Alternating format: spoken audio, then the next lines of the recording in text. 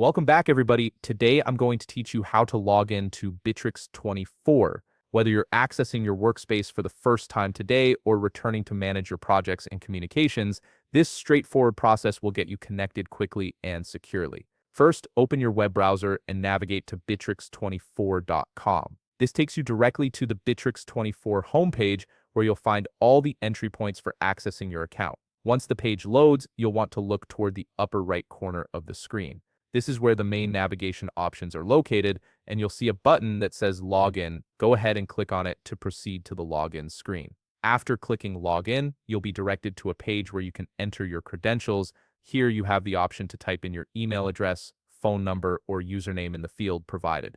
Bitrix24 gives you flexibility in how you identify yourself, so use whichever credential you registered with originally.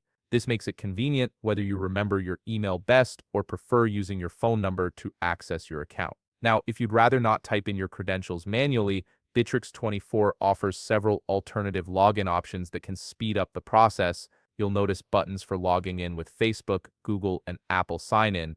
These social login options are particularly useful if you've previously connected your Bitrix24 account to any of these services. They allow you to bypass the traditional login process by authenticating through a platform you're already signed into. This not only saves time, but also adds an extra layer of security since you're leveraging the authentication systems of these major platforms.